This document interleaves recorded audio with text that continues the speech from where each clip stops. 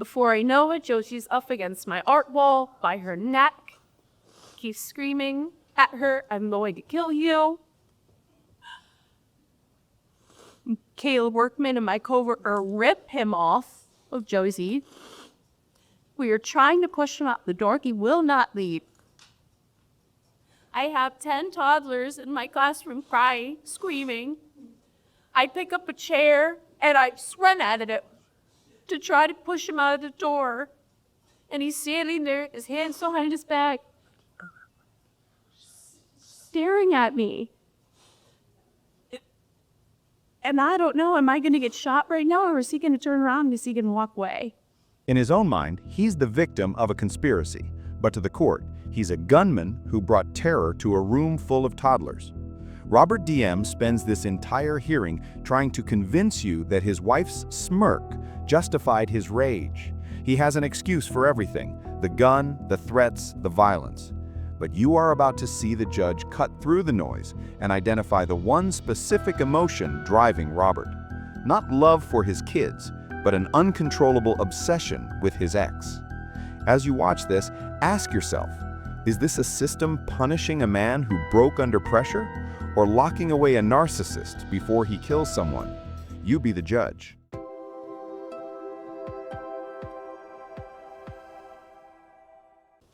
You know, this was a difficult situation for Robert. The demise of his marriage started to take place at the beginning of the year, and it was a downward spiral for him. And mentally, that's been very tough for him. They have 3 boys together, and that was his life for the most part. He did not handle the way things transpired. The police were called on numerous occasions because they were arguing, and they got to the point where the police needed to be called. And then it further went to this point where they had decided to separate and divorce. And given that situation with the 3 boys in his marriage, Robert did not handle that very well. He did start to go to counseling. However, he barely scratched the surface with that. That's something he intends to get his mental health straight because he was not dealing with this stress in an appropriate manner. And that's why we are here, because he reacted very poorly to the situation. I know there's a discrepancy of the facts, but he did tell the police generally what he had done, though he did not say it as specifically or really as the witnesses did. But that is with most people. When they talk about their own wrongdoings, they take the edge off. But he did tell the police he went there, he did have the gun, he showed him where it was. And since then, he enrolled himself in counseling, though he still has a long road to go. His family is supporting him, and he has a place to stay with his mother. His employer is holding his job. And they've been doing that for a while. However, they're not entirely certain as to how long they'll be able to do that. But right now, he does have a job for the near future at the same place where he's going. I believe he's making $44 per hour with the availability of overtime. He's hoping to get back on track, get his bills and everything squared away so he's not behind on anything, to live with his mother, and to get back into his counseling, his mental health treatment, so that he can better himself. He is remorseful. He feels horrible about what he's done. He can't take it back, but those are some of the things that he has mentioned. He definitely misses his boys and is upset with himself for the fact that he didn't realize they were close by the daycare, but the fact that they were there close by, that he now knows, or knows after the fact, that has bothered him. It's something we've talked about. But at this point, he just wants to get himself back on track and get himself where his head's on straight. We ask for community control, Your Honor. Okay, thank you, Mr. VM. What do you want to tell me before I impose sentence? Your Honor, He's never sit down for you. first I want to apologize to my wife. I never intended to ever put my hands on her for essentially upsetting my family, like not being the role model for my kids that I should have been. It has been a rough year for me. At the beginning of the year, I found out my wife was cheating on me. And then from there, after that, we had enrolled in marriage counseling to try to help get through it. our marriage counselor had a few issues, so we kind of stopped going to those, but I was trying to do things to spend time with her after the kids went to bed to try to have a good marriage. I thought things were starting to go better. She acted like they were. She was telling me things like she missed me and she loved me and stuff like that. So I thought we were starting to get on a better page. And then at the end of June, I came home from work and she told me she wanted a divorce. And when she told me she wanted a divorce and I started digging, she's been talking to somebody else the whole time and I didn't know it. I thought she had stopped talking to him. And from there, I had a hard couple days and I started to get my head around it. And we had mutually talked and came up to an agreement that nobody at the house, nobody around the kids or anything like that, to try and be respectful to each other. And 2 days later is when she had her boyfriend at my house all day while I was at work and taunting me, saying that, basically telling me that I have it doesn't matter how I feel about her, she's going to do what she wants to. And when I went to the daycare to pick up the kids, I found out that she had him there too, which violated two things that we had just agreed on a couple days earlier. So on top of finding out that I'm getting divorced and my family's falling apart, and the last little bit of trust I had in her, she ripped that out too. And I overreacted. However, it was all under emotions and just feeling betrayed by somebody that I've loved for 7 years, fell head over heels in love with, and honestly, the first person I was truly in love with. I just wish that I could get out of here and prove to everybody, the courts, everybody, that I'm not a bad person. I just want to get back to work and help my kids grow up. I continue with counseling, get through this divorce, and try to provide for my kids and show my family that I'm not this failure.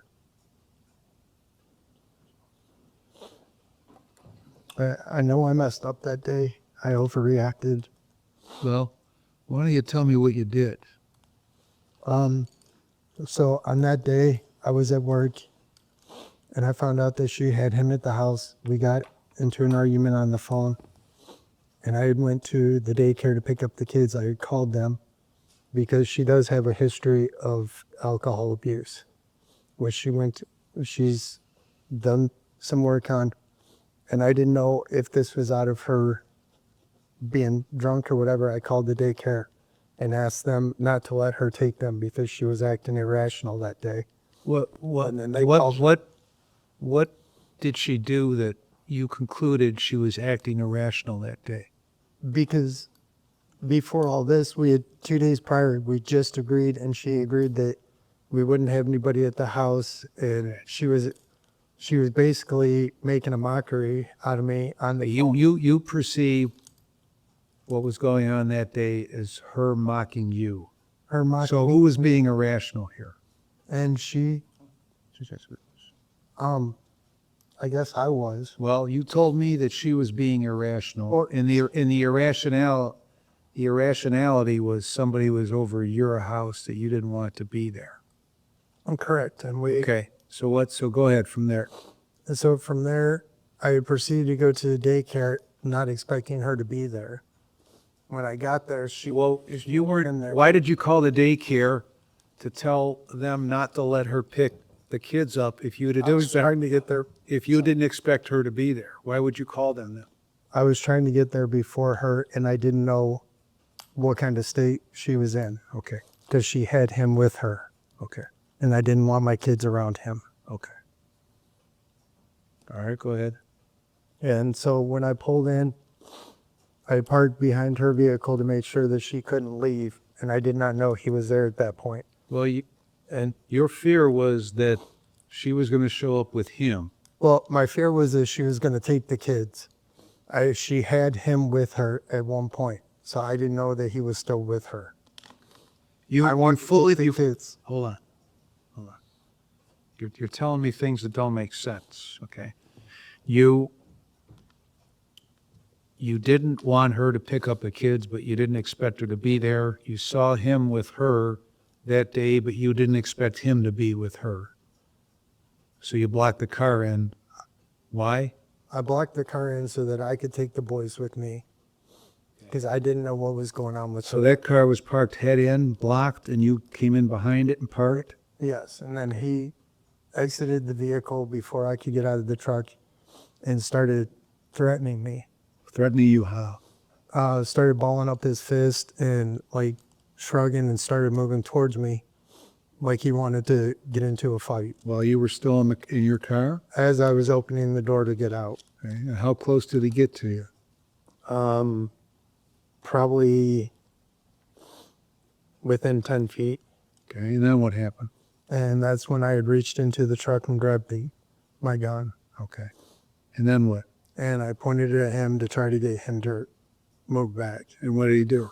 He essentially did move back and turned away from me, which is when I put the gun back in the truck, locked it, and proceeded inside to go get my kids. So I'm looking at Kayla Workman's statement.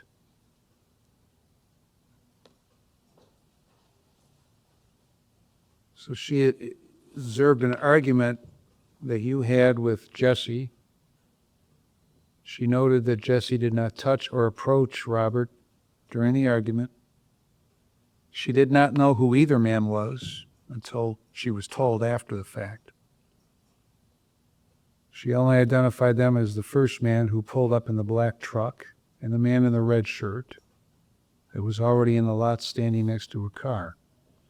She witnessed the man who got out of the black truck yell at the man in the red shirt. The man who got out of the truck stopped yelling, walked to his truck, went inside, came back out holding a handgun. Then he walked towards the man in the red shirt and pointed the gun at the man in the red shirt, and she heard him say, and this is the quote, "I'm going to fucking kill you." So are you telling me that never happened? I never said that I was going to kill him. I mean, what about the rest of it? And I turned out of my truck. I never advanced towards him.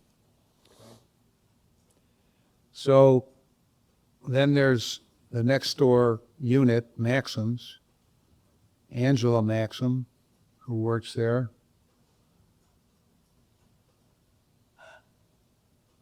She was walking out the back door of Maxim's to go to her car. She saw a black Ford F-150 pull up into the daycare center lot.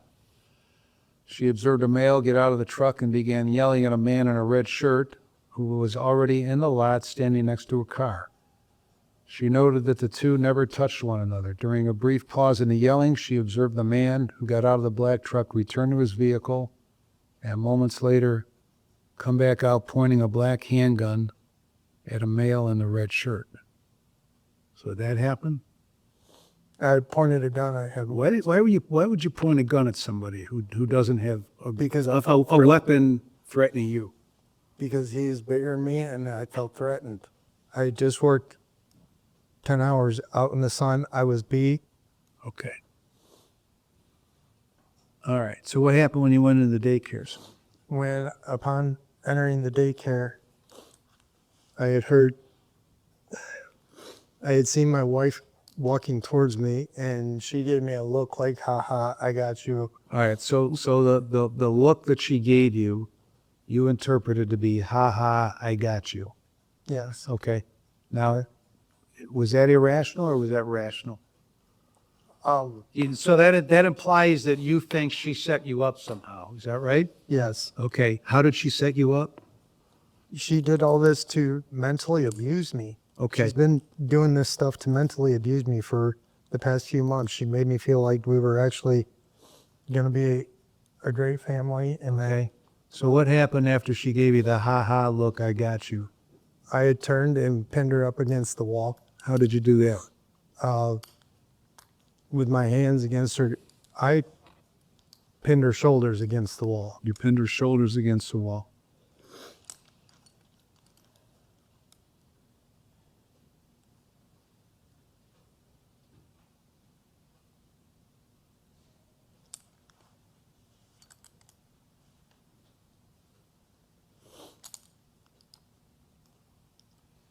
Well, why do people in the daycare say something that isn't even close to that? Why do they say that you came in, grabbed her around the neck, and picked her up off the ground holding her against the wall? Sir, I do not remember ever picking her up. Okay, well, why are these people part of the plot to get you also? I don't know why they're saying it. I don't know if it looked that way. I do not remember ever picking her up off the ground. Okay. Okay, what else do you want to tell me about this? After that, I wanted to get away from the situation. That's why I went home.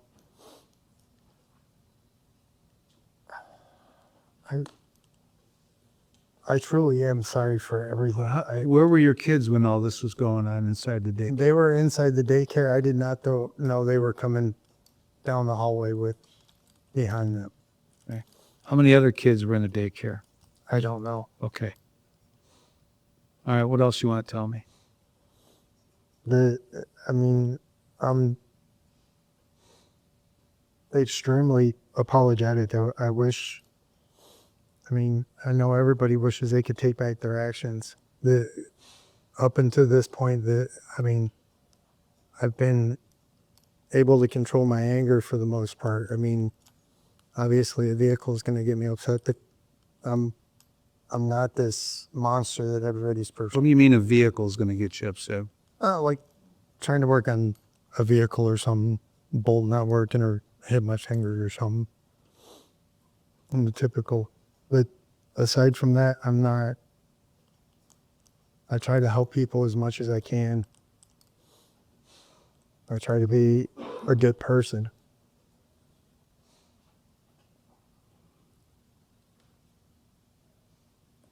Okay. Your Honor, his mother would like to address the court. Okay. Tell me your name and tell me whatever it is you want me to know. Bill, wanna- My name's Billy Diem. I'm Robert's mother. Robert's the fifth of 6 boys. He's never been in trouble before. And I have been asked to come into their marriage because every time they had an argument, Josie would call me to come over to her house to calm things down. And at one point, she called me on one argument, and I went over there. And while I was there, I come in, asked what's going on. Bob wasn't there at the time. I call him Bob. Bob was not there, and she said he left in his truck. Well, he seen me coming down the road, so he turned around and come back. And at that point, he said, I wanted to just get away from it. I didn't want to argue. At that point, she comes out of the garage with a steak knife. And right in front of me, she stabs his tire all the way through with a flimsy steak knife. And she looked at me and she was like, yeah, but I really did that. He did try to de-escalate things. He tried to walk away, and that wasn't good enough. I know I'm a mother. I do not condone anything that happened that day. Nothing. I am mother. When my boys do wrong, they do wrong. My husband and I brought them out to be honest, caring people. I've got 5 other boys that have not gotten into trouble. Bob made some very poor decisions on that day. He is the son that when my husband was dying of cancer, my husband would only let him pick him up and move him from room to room. Bob has helped me many, many times. I've watched him with newborn babies of his, take care of them, bathe them, feed them, play with them, take them places. I have not seen him mad. God, it's been so long since I've seen him really mad. Even when they were arguing and she would call me, it was always her calling me. I would live her, and he would not throw her underneath the bus. He would just say, we're arguing, it's done. He loves his boys. I mean, he really loves his boys. He has taken care of them since they were newborn. He's been a great father. He has tried to give Josie everything she's wanted.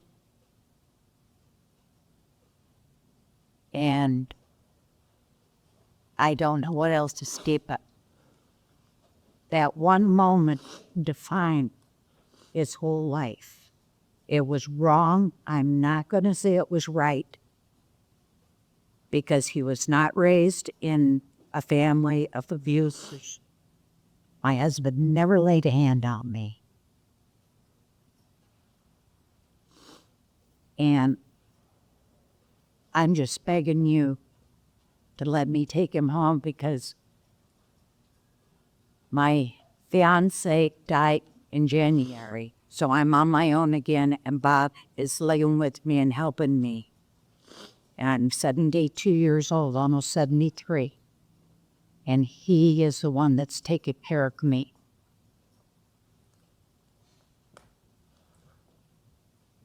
Thank you.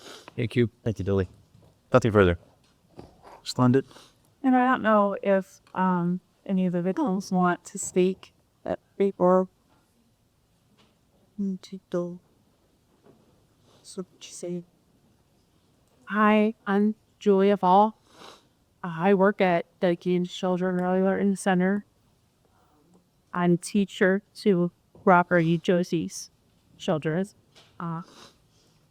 They are in my classroom. I've known Terrorized. He was 6 weeks old, Daycare him.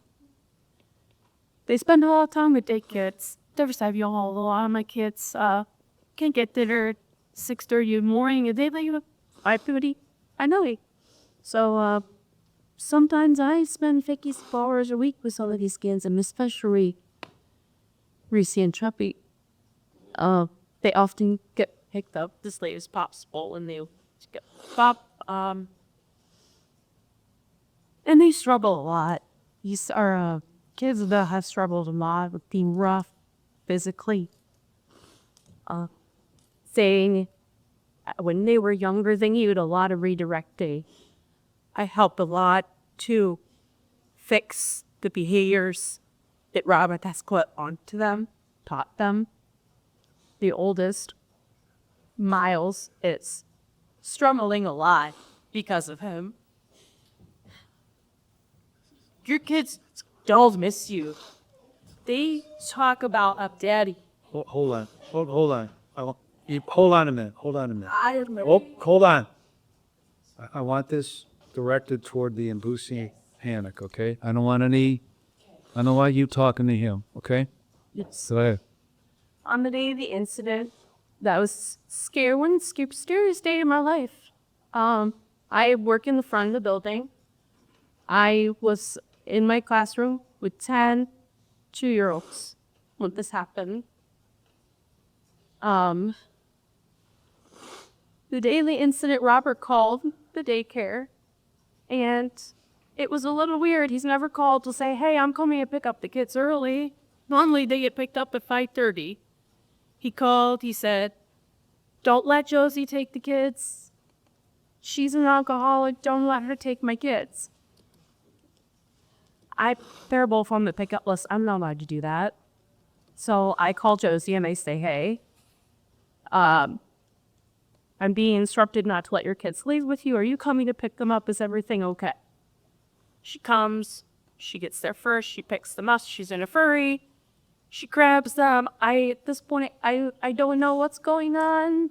Honestly, fear and a lot of moving fast, putting his shoes on, trying to get out the door.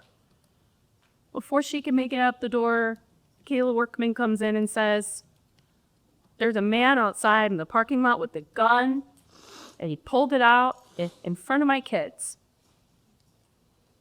At that point, Rob is already trying to get in. My co-teacher is holding the door, trying to hold him out, but he has key fob. You can't keep him out. He has his hands on his back.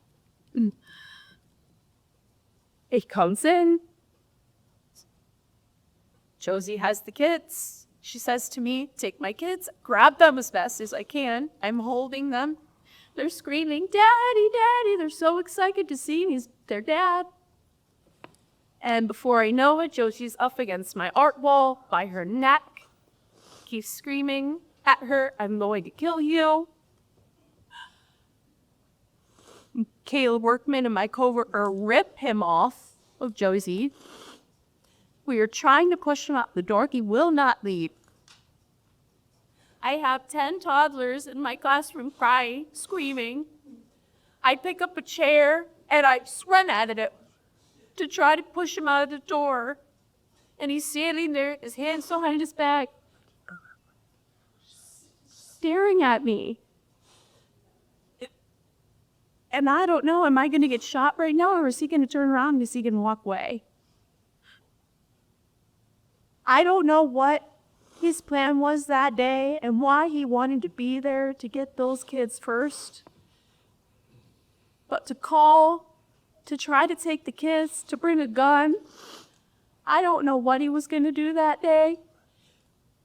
But if he was irrational, he would have done anything to hurt her and hurt those kids. When he was out on bond, I couldn't sleep at night. I drove for her house to make sure she was okay. I couldn't answer the door at work. We go all scared. We had families threatening to pull for kids out of the daycare because they were afraid. We had to take down family photos in the classroom of him because his kids wouldn't stop pointing at them and pointing at the corner and say, Daddy did it, Daddy hurt Mommy. I've been babysitting them to help so that Josie could work. And it has been really hard to see the damage that has been done emotionally to the kids, to their home, to their safety and mind. I wish that this was being taken more seriously. I feel that it's not, because the daycare has not pressed charges. But it's a really big deal to bring a gun to daycare. And it's a really big deal to choke somebody in front of children like that. Or choke somebody at all, let alone in front of children. And I want to do whatever I can to make sure that he can ever come here at daycare again.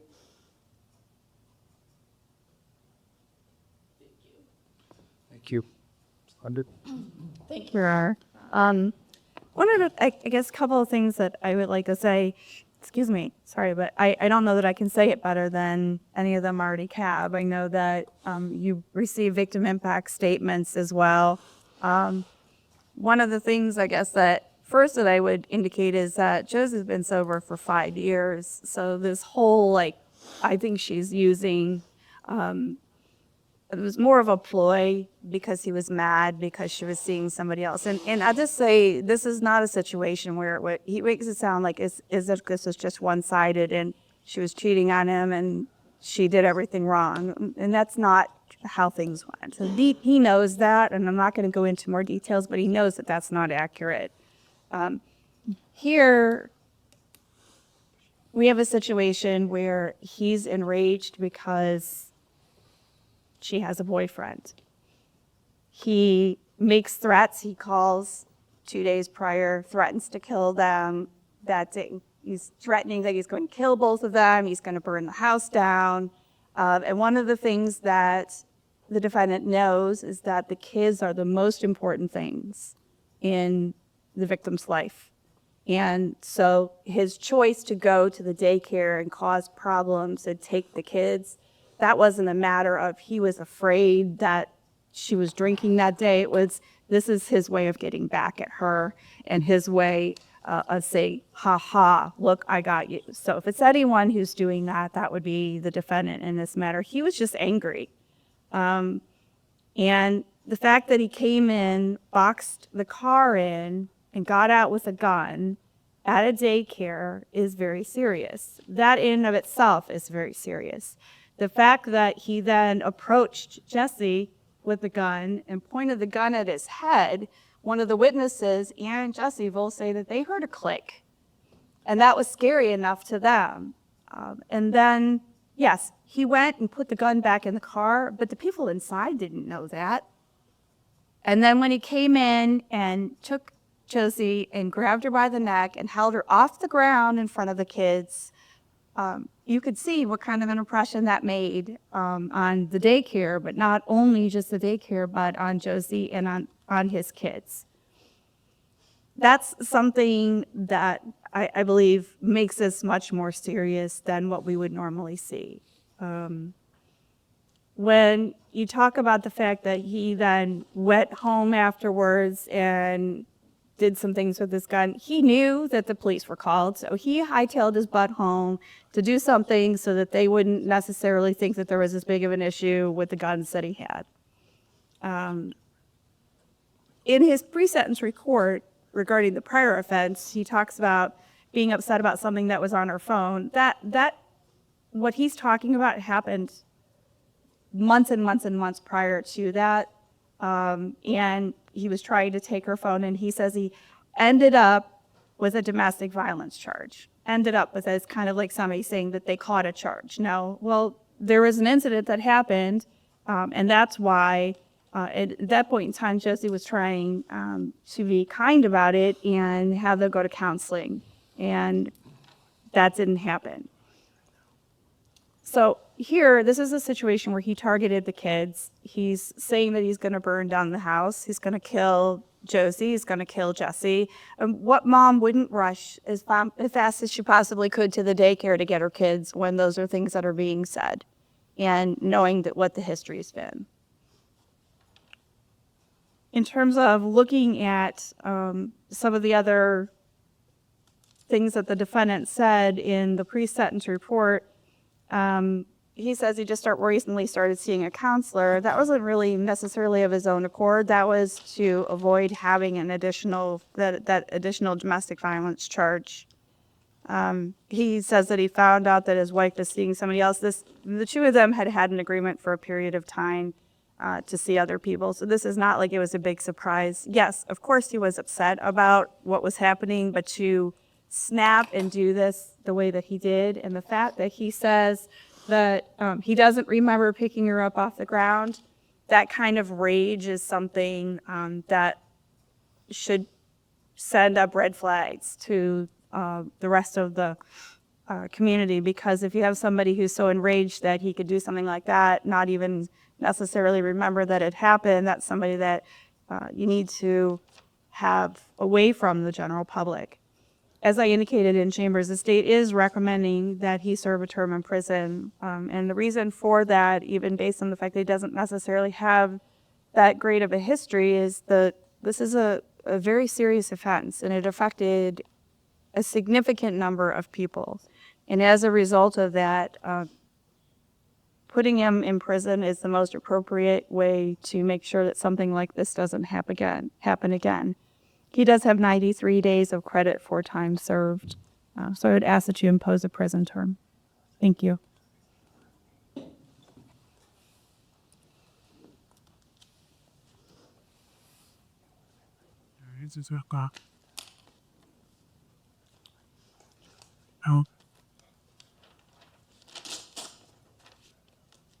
What is this charge from Parma Municipal Court back in '01? What's that all about? That was I had an apartment with an ex-girlfriend, and we had agreed to separate. When we did, I moved my belongings out, and she had a period of time to get her belongings out when, which there was 2 cats that were hers. And when she failed to go get the remainder of her stuff and her cats out, one had died.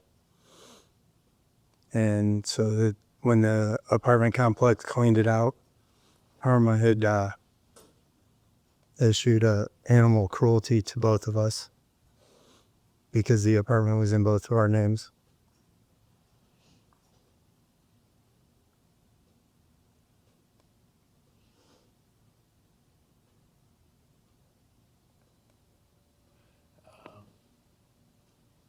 I don't really care about what the agreement was between the two of you about who could see who couldn't see who, when they could see him, when they couldn't see him. That's the stuff for the second and third floor to deal with, okay? I don't really care about that, okay? The problem here is that you have become so focused, completely, 100% focused on what you perceived was being done to you and why it was being done to you and how it was being done to you, that's all you cared about, okay? And that drove your every action. Everything you did was revolved around what you perceived that she was doing to you and why she was doing it to you, okay? Whatever the problems were between the two of you, take it up in divorce court. And I was trying to do that, girl. Oh, you weren't trying to do that. Because what you did was you told me a little while ago that because the cameras were turned off at your house and because you thought that he was over there at the house, that that meant she was acting irrationally, and you didn't want her to get the kids because of her irrationality. That in and of itself, on your part, is irrational. So as a result, you called the daycare, and apparently that's a rarity, but you call the daycare and say, don't let her take kids.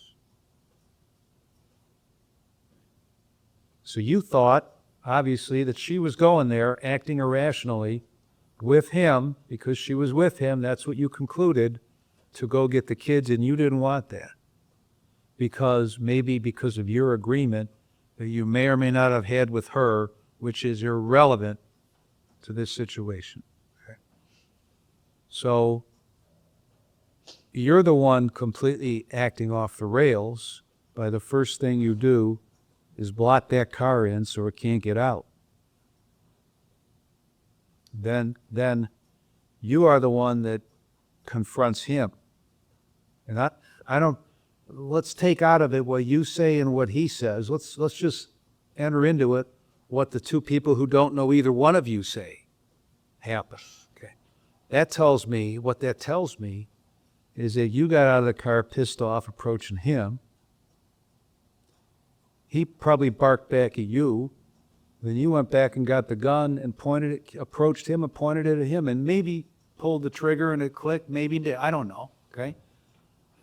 Before you even get to that point is bad enough that you go in your car and get a gun, come back out and point it at him. That's dangerous. You don't seem to think that's dangerous because you thought you were defending yourself against him. Well, the people who know nobody say the opposite. So you're dangerous. You've become dangerous because You've been engulfed in your self-pity, and it's making you act irrationally. So, you put the gun back in the car. You still got that car blocked in. You go in, and the first thing you do is focus on her. You weren't there to get the kids. You were there to get her. Backing up a little bit, you did say you were going to fucking kill him. You did say that. Whether you want to admit it or not, you said it. And then you got in, you went right for her. You didn't go right for your kids. You didn't go up to the daycare personnel and say, "Can I have my kids, please? I want to take them." You barged in there like a madman, went after her, grabbed her around the neck and picked her up off the floor, holding her against the wall, only being stopped by two of these women that worked there that dragged you off of her. And the other one who picked up a chair to make sure you got the hell out of there, and they had to force you out the door.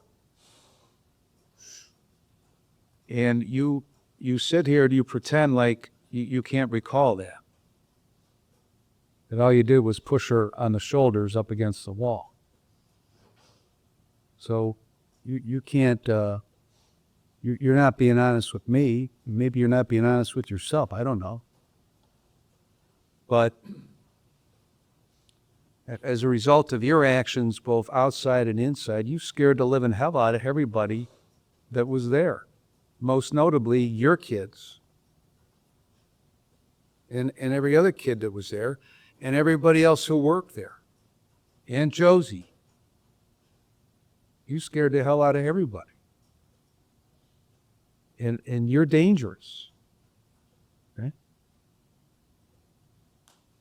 Because, you may only have this animal cruelty thing and this domestic violence that eventually was dismissed. Okay? But you've spent the better part now of many months engulfed in your own mind, in your own self-pity, that the only woman you ever loved, as you say, has decided that she doesn't want to be with you anymore. And that's driving your every move. Every single thing you do has been driven by that. And your refusal to accept that. And that fuels your actions that led to July 10th, which were, if you don't seem to, I don't know that you realize or want to admit how dangerous that situation was. But here we are. I've reviewed the pre-sentence report, the evaluation. I've reviewed the victim impact statements. I've listened to those that have spoken here today.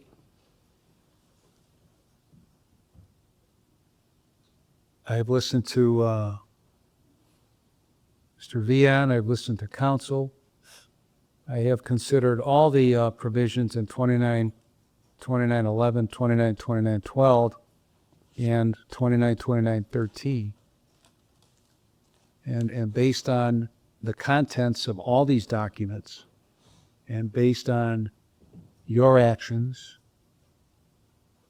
I have determined that you are not amenable to community control. I'm going to sentence you on count 1 to 17 months in prison, count 2, 17 months in prison, and count 5, 180 days in jail. Those sentences will be concurrent to one another, and you will get credit for 93 days that you've already served.